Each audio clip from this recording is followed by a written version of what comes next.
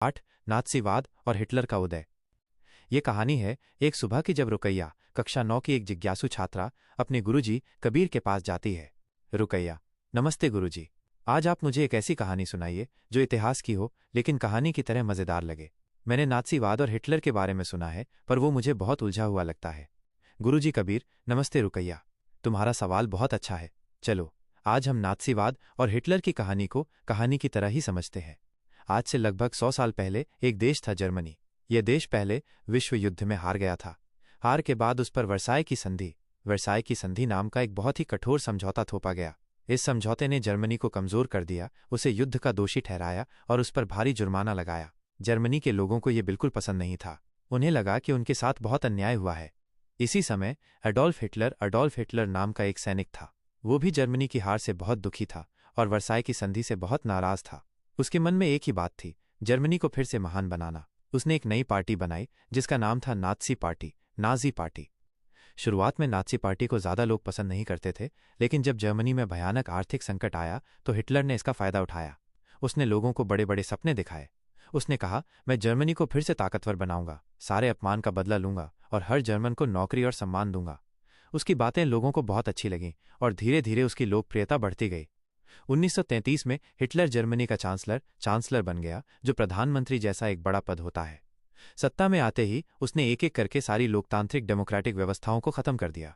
उसने विपक्ष के नेताओं को जेल में डाल दिया और विरोध करने वालों को सजा दी। उसने एक बहुत ही कठोर और क्रूर शासन शुरू किया जिसे तानाशाही डिक्टेटरशिप कहते हैं। हिटलर ने एक आर्यन रेस की श्रेष्ठता का सिद्धांत दिया। उसका मानना था कि जर्मन लोग सबसे श्रेष्ठ हैं और बाकी सभी लोग उनसे कमतर हैं, खासकर यहूदी, ज्यूज। उसने यहूदियों से बहुत नफरत की। उसने लाखों यहूदियों को भयानक तरीके से मार डाला।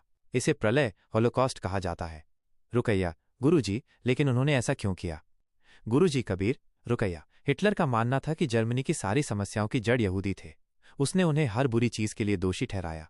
उसने लोगों के मन में यहूदी विरोधी भावनाएं भर दी थीं।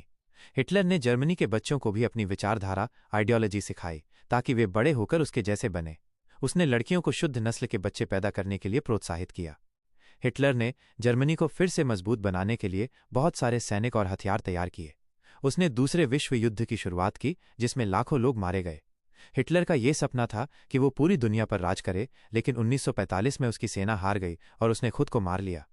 इस तरह हिटलर के उदय ने न सिर्फ जर्मनी बल्कि पूरी दुनिया पर गहरा प्रभाव डाला।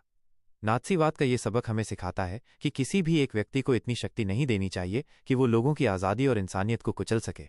रुकैया: गुरुजी, अब मुझे नात्सीवाद की कहानी अच्छे से समझ आ गई। ये सिर्फ एक इतिहास का अध्याय नहीं बल्कि एक बहुत बड़ा सबक है। आपका बहुत बहुत धन्यवाद। इस कहानी में हमने महत्वपूर्ण तत्वों को शामिल किया है। वर्साई की संधि, एडोल्फ हिटलर और नात्सी पार्टी का उदय, आर्थिक संकट का लाभ, तानाशाही और लोकतंत्र का अंत, आर्य नस्ल का सिद्धांत, यहूदियों का नरसंहार, होलोकॉस्ट, दूसरे विश्व युद्ध की शुरुआत, हिटलर का अंत और उसके परिणाम। क्या तुम इस कहानी के बारे में कुछ और जानना चाहती हो, रुकैया?